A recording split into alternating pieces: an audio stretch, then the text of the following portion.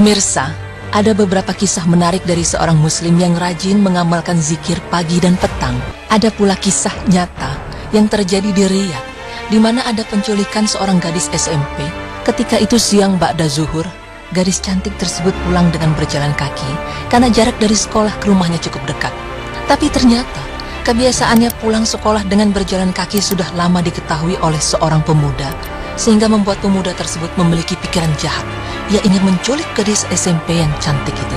Aksi penculikan pun dirangkai sedemikian rupa, dan ternyata ia berhasil menculiknya.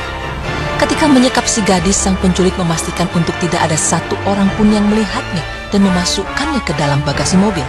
Sang pemuda membawa gadis malang itu ke daerah Sumamah.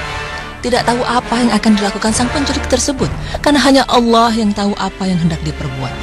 Kemudian turunlah si pemuda dengan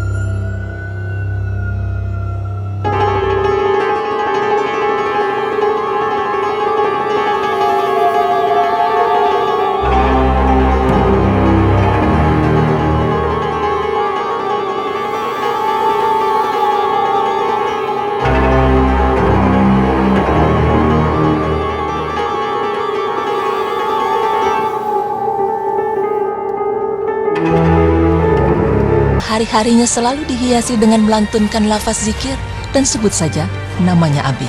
Ketika itu, Abi telah selesai membaca zikir pagi dan petang. Kemudian ia bersiap-siap pergi menuju sebuah kebun dan mempersiapkan semua peralatannya, termasuk sepatu boot untuk berkebun. Setelah semua siap, Abi pun memakai sepatu bootnya. Namun di situ ia merasa ada keganjilan, di mana sepatu boot yang biasa ia kenakan tiba-tiba terasa sempit. Berkali-kali ia masukkan kakinya ke sepatu tersebut, tapi apa daya, mungkin sepatu bootnya yang sudah sempit dan tak muat lagi. Kemudian Abi berinisiatif untuk membalikkan sepatu bootnya. Ternyata di dalam sepatu bootnya tersebut ada kalajengking. Tapi anehnya, ketika Abi mencoba sepatu bootnya, kalajengking tersebut tidak menggigit kakinya sama sekali. Masya Allah.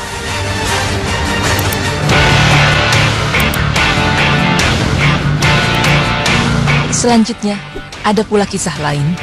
Kala itu ada seorang lelaki yang ingin makan bakso. Dan waktu pun sudah menunjukkan pukul 9 malam.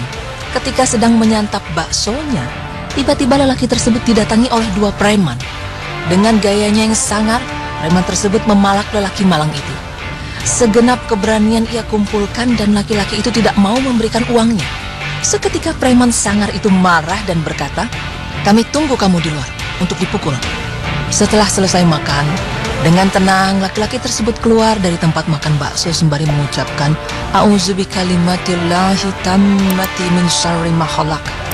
Ketika ia berjalan melewati kedua preman tersebut, anehnya preman seperti terpaku dan hanya bisa memandang dirinya.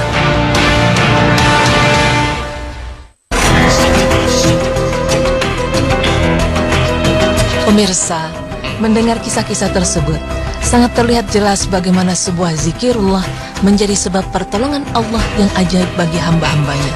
Selagi kita mampu dan selagi kita bisa, maka kerjakanlah zikir pagi dan petang. Dan semoga kisah ini bisa menjadi peringatan bagi kita. Insya Allah, Allah akan menjaga hambanya yang bertakwa. Amin ya Rabbal Alamin.